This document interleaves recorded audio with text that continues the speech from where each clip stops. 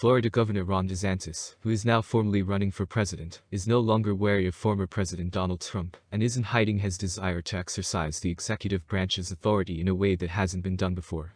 In the hours following his disastrous Twitter launch, DeSantis has taken his message to the comfortable confines of the conservative radio airwaves, where, in a dozen interviews, he has attacked Trump as being financially irresponsible and in favor of amnesty for illegal immigrants. According to a campaign spokesperson, his campaign raised $8.2 million in the first 24 hours. He claimed that Trump's COVID-19 mitigation measures destroyed millions of people's lives and told Fox News that firing the former would be his day-one priority. DeSantis told Tennessee conservative talk radio host Matt Murphy that Trump is a different guy today than when he was running in 2015 and 2016, adding, "I don't know what happened to Donald Trump." After months of subtly making fun of the former president's time in office, attacks against Trump who support DeSantis once sought and campaigned on in his 2018 race for governor have become more direct. DeSantis, a Florida Republican, has never before voiced such blunt criticism of the man he now aspires to succeed as the head of the GOP, despite serving nearly 2 years in Congress and 2 years as a governor who was close to Trump during his 4 years in office.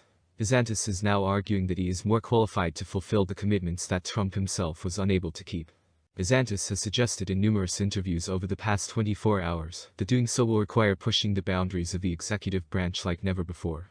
He said he had studied the leverage points of the U.S. Constitution and would use his understanding to exercise the true scope of presidential power, according to conservative radio host Mark Levin.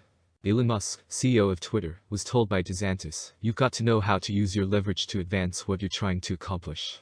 By making fun of the hiccups that marred the Florida Republicans' entry into the race, and implying that DeSantis isn't prepared for the White House, Trump has responded to these missives. Rob's sanctimonious poll numbers are falling off a cliff. "These are almost certainly record falls," Trump said in a post on Thursday to Truth Social. Is Rob simply inexperienced, young, and naive, or, more troubling, is he a fool who doesn't know what the hell he's doing? We don't require another one since we already have one of those in office. We require MAGA.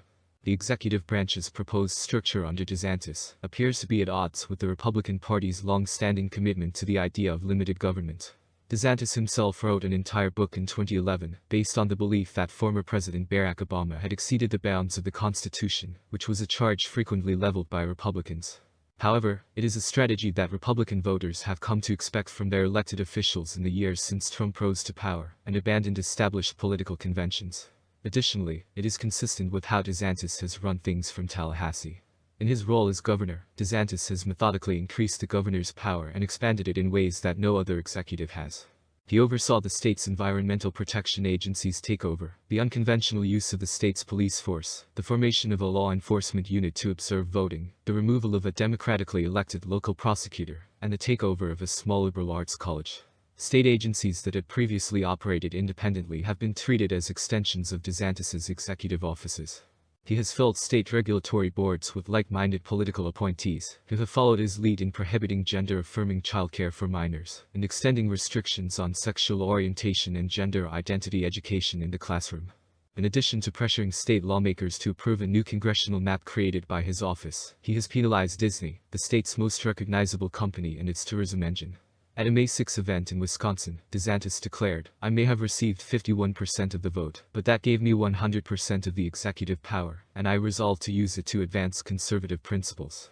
In his most recent book, The Courage to Be Free, DeSantis characterized his extraordinary use of state power as tactically and deliberately planned.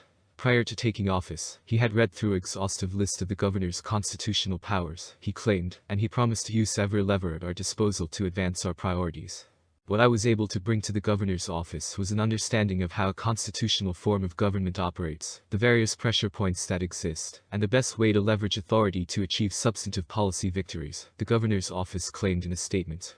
Now, DeSantis's first pitch to Republican voters is that, unlike previous presidents, including Trump, he would bring that methodical precision to the White House. DeSantis stated that presidents have not been willing to use Article 2 power to discipline the bureaucracy. "I'll come in and we'll be spitting nails on the first day." DeSantis stated that one of his top priorities would be to reconstitutionalize the federal government, which he described as a strategy to discipline the bureaucracy and organizations that he said are not accountable to the people. He would reject the long-held belief that institutions of the government, such as the U.S. Department of Justice, function independently from the president, embracing a philosophy that Trump frequently upheld, but never so succinctly stated. The candidate that the Dodge and FBI are, quote, independent has been accepted by Republican presidents, according to DeSantis. They are not autonomous organizations. As members of the executive branch, they are. The elected president of the United States is their boss. When asked if he would take into account the cases of those who face charges related to the January 6, 2021 uprising at the U.S. Capitol, and if he would pardon Trump should he be charged federally, DeSantis also mentioned pardons. He promised to investigate any instances of disfavored treatment based on politics or weaponization. The Dodge and FBI have been turned into weapons. DeSantis stated on the Clay Travis Buck Sexton show on Thursday that I will have people that will get together and look at all these cases, who people are victims of weaponization or political targeting, and we will be aggressive in issuing pardons. DeSantis added that pardons would be considered on an individual basis, rather than necessarily for the whole group. DeSantis declared, we will apply relief as necessary. It will be handled case by case. When DeSantis made those comments, the Democratic Party immediately criticized him, warning in a news release that he was spending his first day as an official presidential candidate, promising to consider pardons for some January 6 insurrectionists and convicted criminals who attacked law enforcement. DeSantis has mentioned that Trump, who has already served one term, would be a lame duck president if elected in his private pitch to donors. DeSantis has more openly explained why Republicans should be concerned about that, since he officially announced his candidacy on Wednesday. DeSantis stated on Levin's program that even if we do everything right, if we're disciplined, if we're as strong as anyone could be, it still takes a two-term project. I understand that, and all your listeners should understand.